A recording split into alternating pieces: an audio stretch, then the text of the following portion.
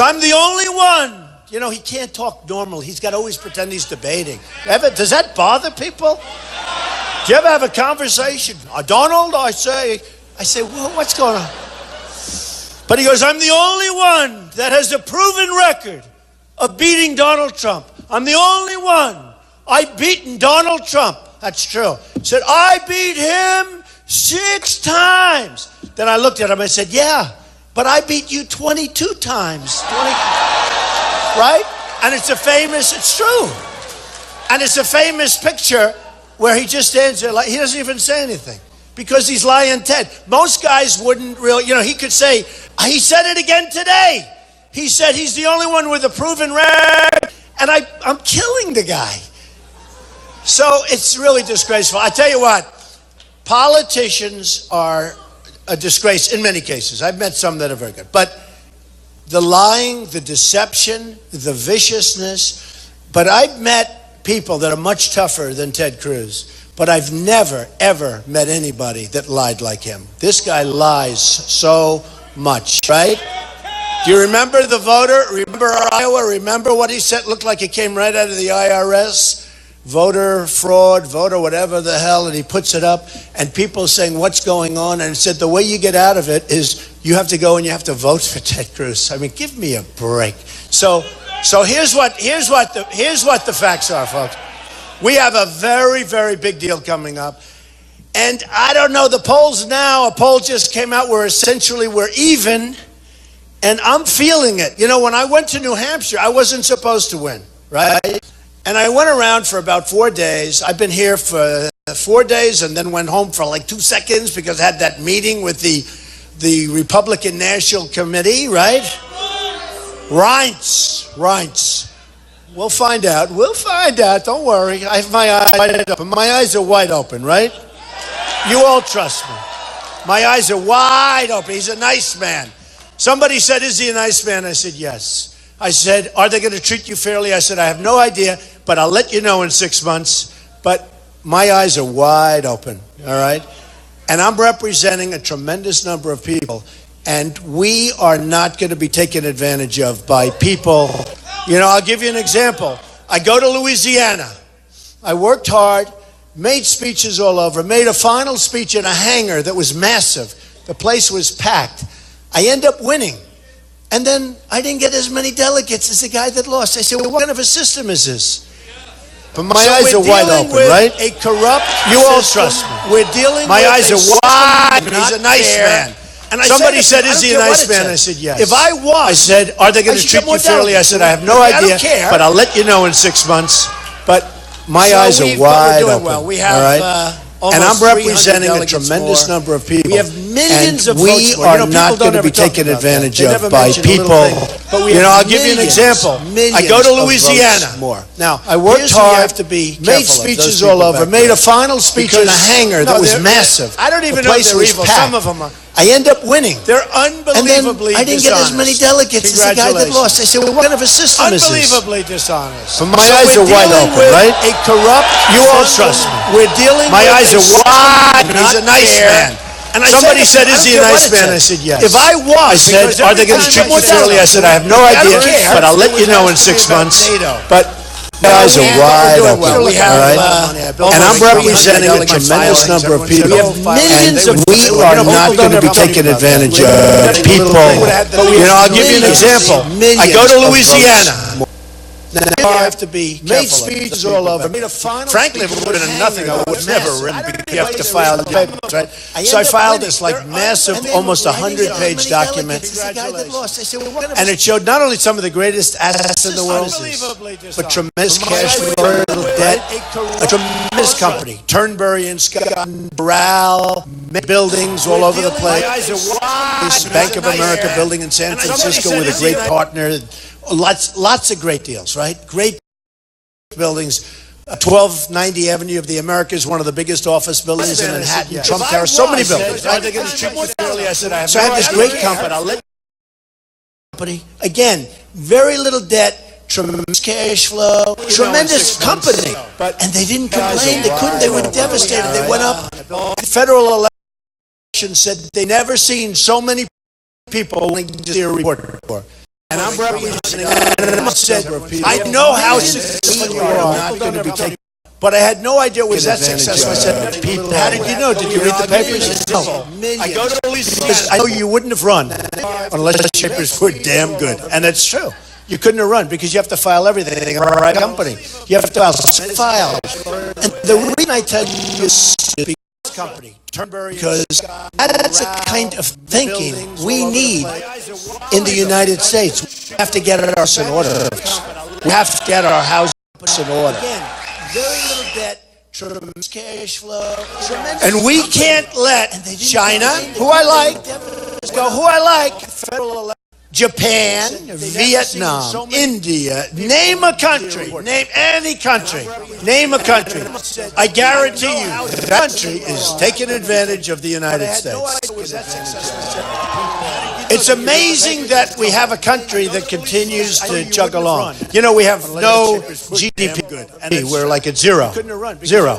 If China goes to 7%, nothing. Last quarter, like zero. It's slightly more than. Actually, it was zero. I mean, they worked hard to make sure kept the out of the negative term, and you don't see it. You don't see numbers like that. So that means we're losing our jobs. And you look at Carrier, you look at Ford, you look at Nabisco, you look at all of these companies that are leaving the country, leaving jobs. You look at Pfizer, the great pharmaceutical company. They announced they're moving to Ireland. I hope it's next to some of the land I own. I own a lot of land in Ireland. What the hell? Bought it 5 years ago when things were cheap, right? You know, we want to buy at the right price, right? International business.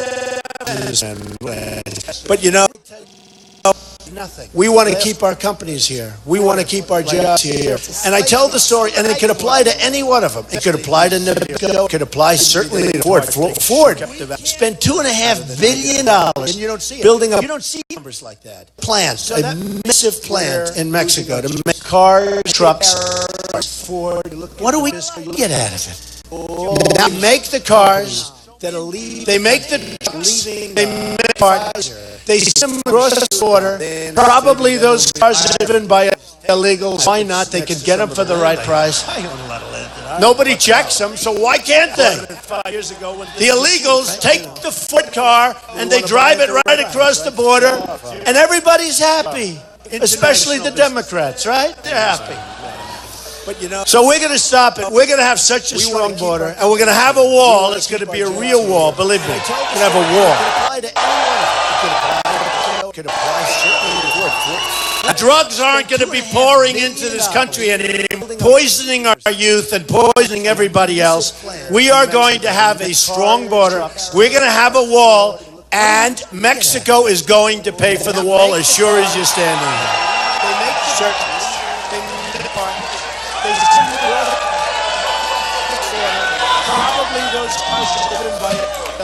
Why not?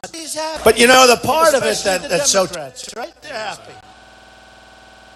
The different things, I can go quickly because you've all heard me speak. You know what I represent. I represent, very simply, America first. Okay, America first. No more.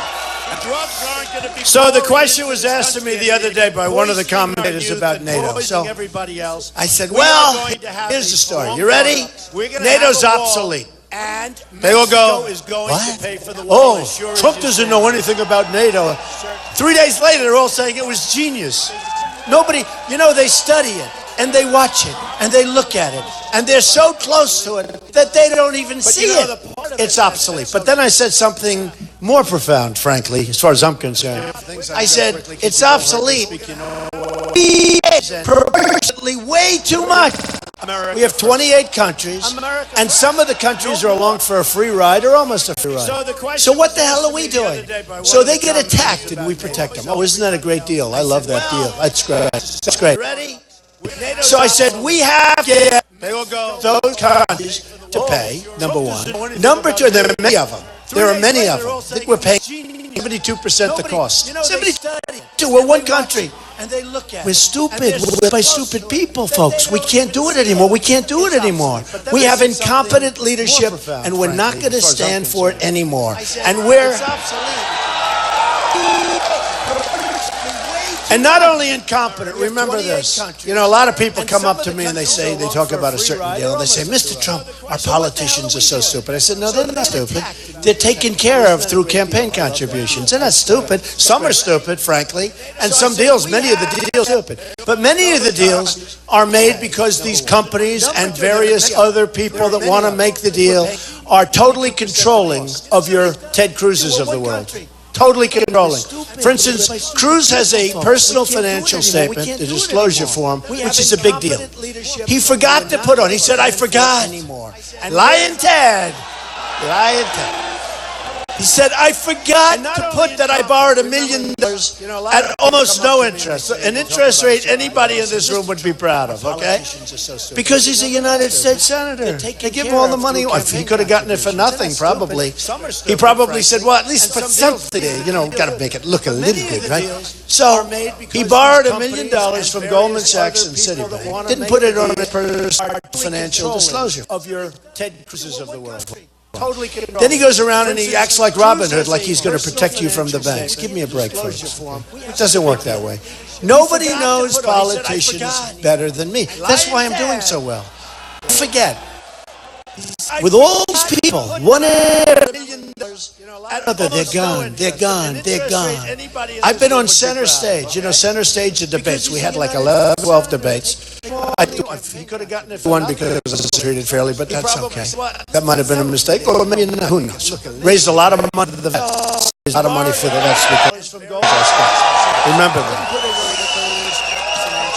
And I would have done it again. But here's the thing. So we had like 11 or 12 debates, and I'm center stage on every single debate. That meant I've been in the lead. And it's funny, during the debates or before they announced, I said, are you going to say that I'm center stage for number one? No, we won't say that. I say, why wouldn't you?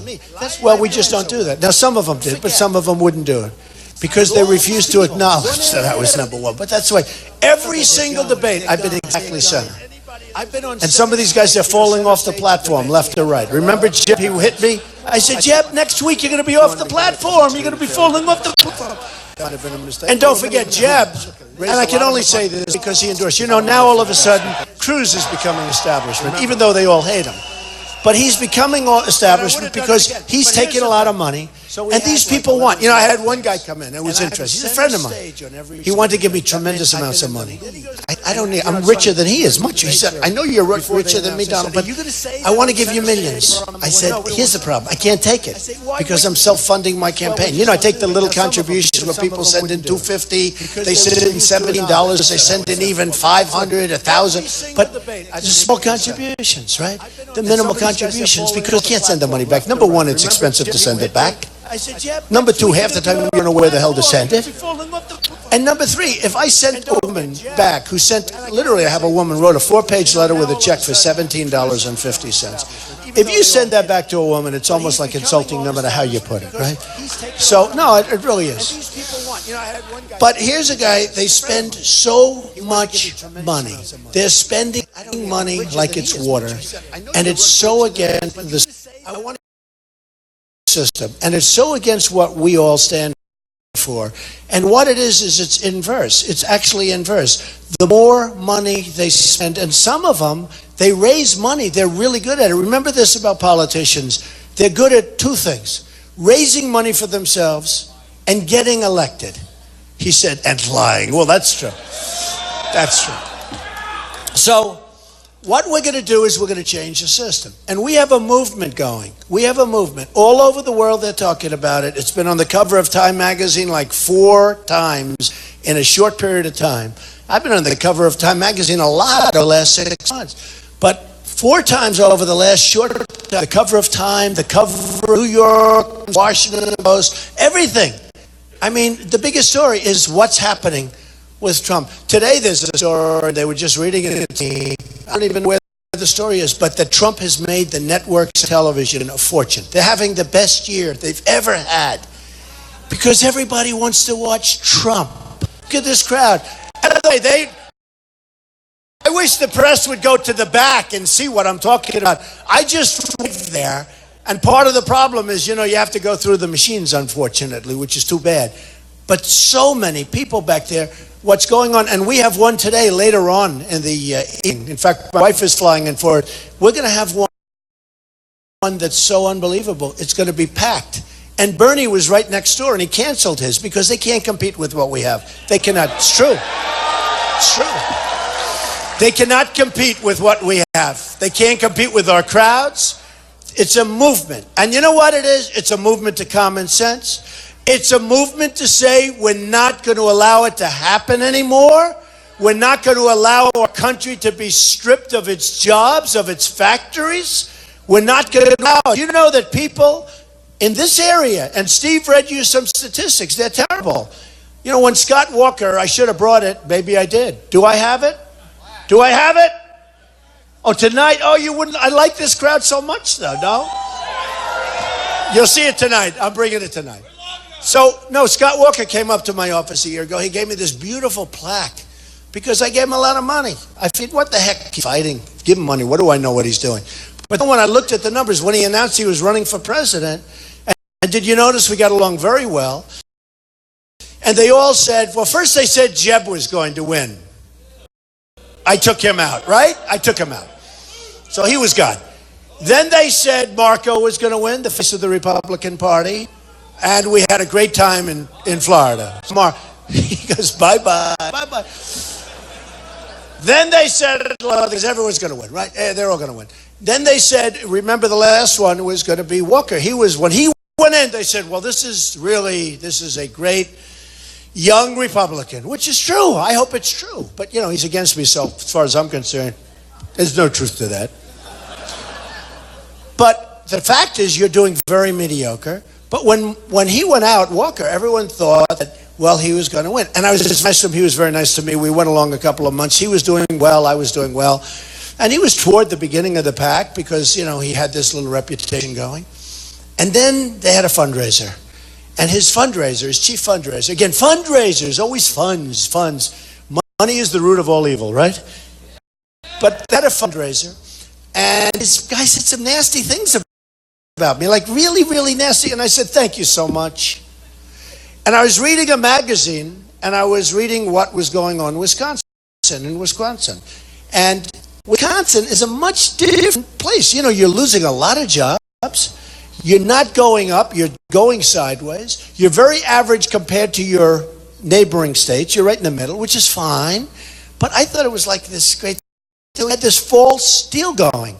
And I said, look, he just said bad things. Thank goodness. So I got all the information. I started reading it. He went from number one to out of the race. And you know how quickly he got out? You know why? Because he couldn't fight the statistics. He couldn't fight it. And he got out. And if he wouldn't have done this, now I never called him and asked for support, in all fairness, because I felt I couldn't hit him too hard. When you hit people, it's like me calling Jeb. Jeb, I'd love to have your support. How can he do it? How can he do it? And yet Chris Christie gave me his support. Dr. Ben Carson gave me his support. We have tremendous support. We have tremendous support. We have tremendous support. Sheriff Joe in Arizona. I mean, it's tough. Do we love Sheriff Joe? Sheriff Joe gave his support. How important, let me ask you, it's pretty far away from a certain border. How important is border security for this crowd? Right? We're going to have such a strong border, folks. We are getting ripped off left and right, and the numbers that are coming in are just disgraceful. You see what's going on with it. So on June 16th, when I announced that I was running for president, I talked about two things primarily. The border and the lack of safety and the death that's been happening. But I talked about illegal immigration, and I talked about trade. They were very close to my heart. And I shot up to number one in the polls. And then we had Paris, which was a disaster. And I talked about radical Islamic terrorism. And I said lots of things, and I said very, very strong things. And we have to be strong. We have to be smart. We have to be strong. We have to be very, very vigilant. We cannot be politically correct. I'm sorry. It's not working. Political correctness. It's not working. And everybody said, that's the end of Trump. It's over for Trump. Remember I said we have to do a temporary ban on the Muslims until we find out what's going on, right? I don't want to do that. They said, that's the end. You know how many times I've been given the end? I've been given the last rites. How many times? 10? Every week. It's the end of Trump. Then they walk in, sir, I don't know what happened, but your poll numbers just went through the roof. Sir, could you... I mean, many, many times. And you know what? I don't even care. I have to tell the truth. I speak the truth. And I think people get it. And these guys are liars. But look, the press lies. And I'll give you an example. So I talked about NATO, and I said it's obsolete. And I said we're paying too much. And I said they don't really focus on terrorism. They focus on the Soviet Union, which no longer exists, right? It was set up very much for that reason. And we have Russia, which is a real threat too. It's not as big as the Soviet Union, but a real threat. Run by a very smart cookie, much smarter, much more cunning than our president. I will tell you that right now, whether we like it or not. And I like him because he called me a genius. He said Trump is the new real leader. Trump should be the leader, and he's a total genius. And it got out in the paper. So he called me a genius, but it's not going to happen. No, don't worry about it, folks. I am not seduced easily, believe me. I don't care what they... You could call me that, or you could call me the word. I still feel the same. It's going to be on a fair basis. But it wouldn't be bad to get along with Russia, right? It wouldn't be bad. Wouldn't be bad to get along with some of these countries that were not on our terms. Only on our terms. But it wouldn't be bad. But, I watch what's going on. I look at that Iran deal, which to me is one of the most disgraceful things I've ever seen signed. One of the worst deals I've ever seen signed. And what happened yesterday? Obama now is finally, he saw. Because did you see what they did? They captured a ship from Iran, bringing guns into Yemen. And I mean, this was a lot of stuff. This was serious weaponry. But Obama's now saying that, not because of that alone, he's saying he's angry at Iran. He thinks they've essentially violated. I don't think he wants to say it the way I tell you what it is. They've defaulted. That's what the real word is. They've defaulted on a stupid agreement that should have never been signed. We should have had our prisoners out there long before we started negotiating. We should have had our prisoners out. You leave the room, we want our prisoners, and you double up the sanctions. They give you back the prisoners in 24 hours, folks. We're ashamed of ourselves for what's been going on with that deal. So Obama yesterday, for the first time, essentially said that he's very unhappy with Iran and the way they're behaving. I could have told him that 3 years ago. I could have told him that. Did you all see that? I could have told him that years ago. It's unbelievable. We're run by babies. We're run by either babies or maybe worse. I mean, there's something going on. There's something going on. So a lot of bad things are happening. So when I talked about NATO and I talked about the cost, I get a big call from somebody. Oh, Donald, they're really hitting you on NATO. Why? Well, they said, you NATO broken up. You want NATO to be terminated. You don't like NATO. You want all these countries to protect themselves. That's not what I said. You know what I said? I said, NATO's okay. It's obsolete. But we have to rejigger it, change it. And we got to ask them to pay. We owe $19 trillion. We're going to $21 trillion. Your jobs are all being lost. Do you know that in 17 years, a lot of the people in this audience have not had a pay increase? Effectively. You haven't had a pay increase. And then people wonder, why do I get 21,000 people to come and see me in Orlando? Why do I get 35,000 in Mobile, Alabama? Why do I have thousands of people standing in the back of this building trying to get in, listening to this speech by loudspeaker? Why? Why? And we have a packed airplane hangar. Why? The reason is we're sick and tired of what's going on. And let me tell you, one of the people, actually, it was sort of interesting, it was the governor of South Carolina, right? You know who I'm talking about. She came out and she supported Marco Rubio. And I said, oh, that's the end of that.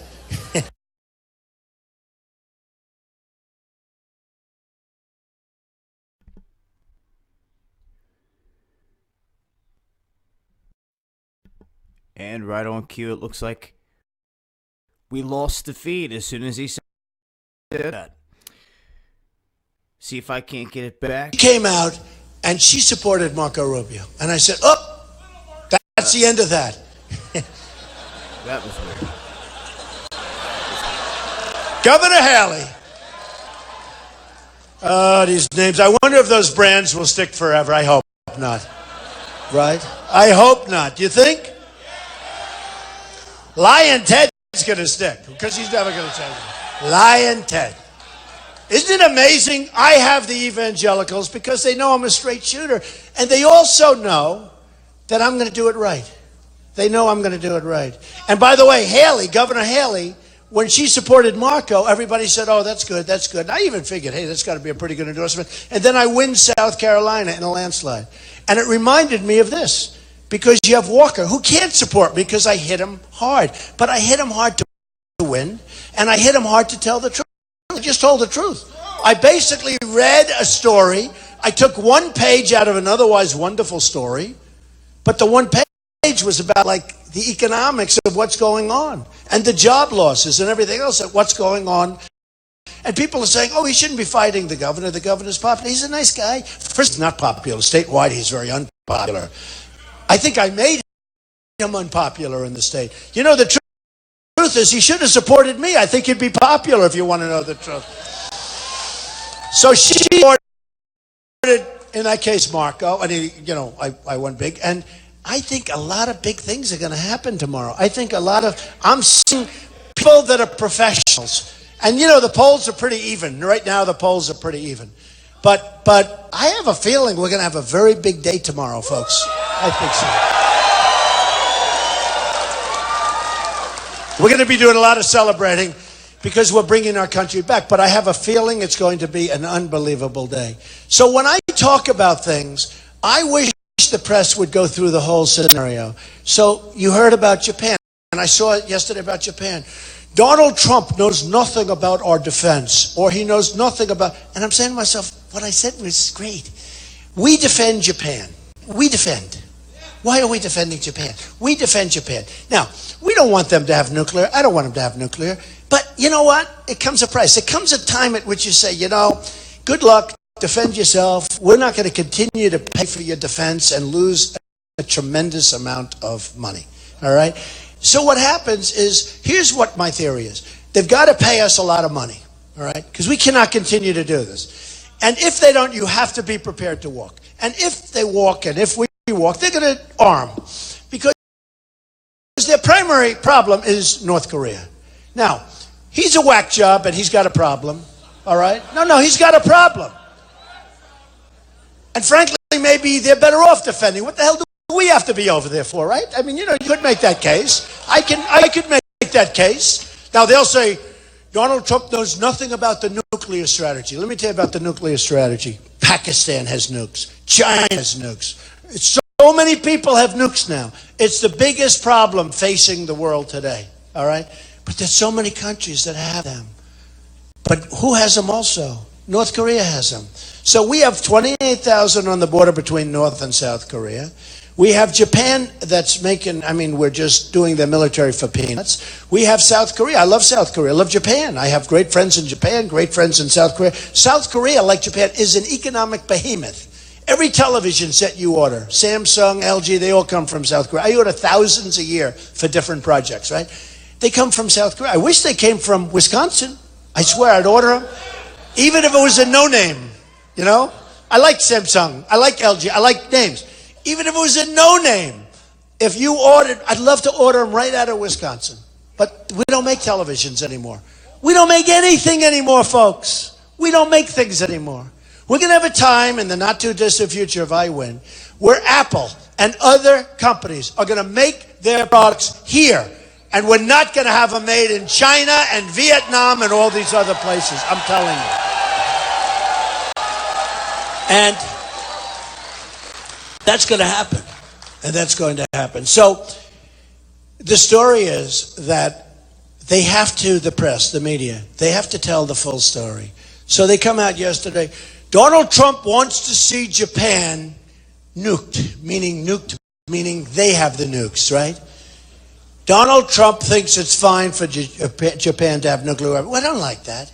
But look, We cannot continue to be the policeman of the world. We cannot continue to protect every single country.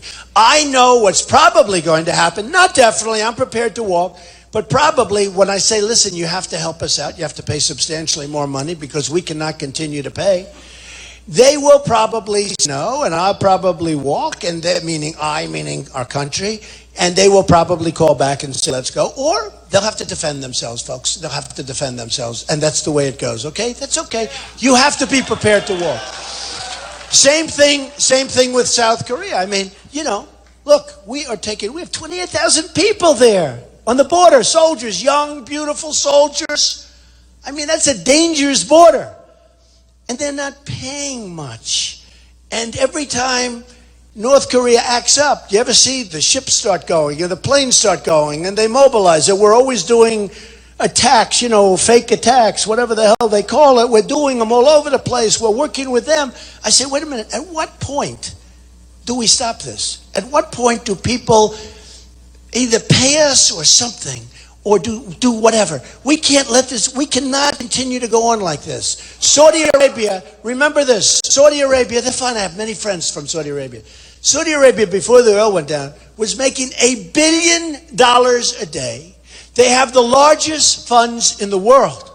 They're loaded with money to the United States protects them. We get like practically nothing. Why? You know why? Because our leaders don't have business instinct. They don't have political instinct. They have no instincts whatsoever. Now, here's what's going to happen. We'll say to Saudi Arabia, fellas, you got to help us out. They'll say no. We'll say bye-bye. About 2 days later, they'll call and say, get back here fast. We hear somebody's going to make a raid. We'll go back. They'll pay us so much money. And you know what? That's fine. Okay? That's fine. We've got to change our ways. We've got to do something with, as an example, with NATO. Because all of these countries that are getting a free ride, they got to pay up. Why should we be protecting all these people in all these countries and protecting them from what? We don't even really know. But why should we? Now, one thing, I want them to pay up, but I want them to also pay us back for years of delinquency. For years we've been protecting them. I want the money back. We've got to make our country strong financially again. Now, if we don't do that, we're sitting on the top of a very ugly bubble, folks. We're not going to have the country that you know it pretty soon. We are going to have an explosion of a bubble like you've never seen before, believe me. If I'm president, that won't happen. It won't happen because we'll equalize things, we'll normalize things. We have these trade imbalances that are massive. If you look at our trade imbalance with Japan, they send us millions of cars. You look at those boats, the biggest ships I've ever seen in Los Angeles, they come and cars pour off. It's like a highway, boom. We send them practically nothing. And they don't want anything. And when we send them farm products and things, they send them back. And they're perishable. They send them back. They don't want them. Because their farmers don't want them, and we take them. Your air conditioner wants to go to Mexico. We're going to talk to him. We're going to say, listen, you want to go? I think it's great. You're going to let all these people go that have helped you build the company for many years. They're great people. I looked at that tape, and I looked where that looked like a mid-level management guy was telling them, we're closing Carrier, we're moving to Mexico, and you're all unemployed. And those people were crying, and those people were there for years, and they do a great job, and nobody disputed that. I ordered Carrier air conditioners, many of them. I'm not going to order them anymore, by the way. But here's the story. Somebody from our country has to tell them, we are going to be charging you a big tax, like 35%, every time you send an air conditioning unit from Mexico into the United States. And you know what? They're not leaving. And they're not leaving. And folks, they won't be leaving. And the same goes for Ford, and the same goes for Nabisco, and the same goes for all of these companies that think they're being cute and they think they're being smart. Do you ever notice that the politicians, thank you, man. Do you ever notice that the politicians, they talk about this and they're trying to stop the countries from moving out? They don't, well, we might do this, and we might do that, and let's do that. It's all, you're wasting time, folks. You're wasting time. I'm the only one that understands. They leave, that's fine. They want back, they have to pay a tax. Okay, that's all. Now, you can say I'm not a free trader, and I am a free trader. But our country has run amok. Our country has been led by people that don't know what they're doing, and it's out of control. Millions of jobs have been lost. Thousands of factories have been closed in Wisconsin and everywhere else. You have to see New England. It's like, I mean, it's incredible what's happened up there. But thousands of factories have been closed, and we're not going to let it happen anymore. So here's the story. Here's the story. Strong on the border, very strong. We're going to be very, very strong on the border. We're going to build the wall. Believe me, Mexico's going to pay for the wall. Remember this. You know, one of the politicians on stage said, Donald, come here. There's no way you're going to get Mexico to pay for the wall. I said, it's easy. I didn't want to really explain, because you know these politicians, they copy. The other day I heard Ted Cruz says, we are going to build a wall. Where did that come from? Where has he been? And you know he's never going to build a wall, because the special interests aren't going to let him build a wall, okay? He's never building a wall. It's all talk with these guys. They're all talk, no action, and he's not building a wall. But it sounded good. He sees the response I'm getting. He said, well, let's start using it. That's all they do. I mean, that's all they do. So here's what we're going to do. We're going to start winning again as a country. We don't win anymore. When was the last time we won? We don't win in trade. We can't beat ISIS with the military. So we're going to start winning. We're going to knock the hell out of ISIS. Our military is depleted. Totally depleted. Our military is totally depleted. We're going to knock the hell out of ISIS. And we're going to build a military bigger and stronger and better than ever before. And it's the cheapest thing we can do, believe me. And hopefully we'll never have to use it. But nobody's going to mess around with us, folks. Okay, nobody. Nobody. We're going to take care of our vets, because our vets have been absolutely handled so badly. People that come into our country illegally, illegal immigrants, are treated better than our vets in many, many cases. And believe me, you can look statistically, that's a fact. We are going to take care of our great vets, okay? We're going to get rid of Common Core, and we're going to bring education local. And why is he not telling everybody exactly who ISIS is? We've exposed it time and time again. All the alphabet gangs connected behind it when he supports. So why is he not telling the whole world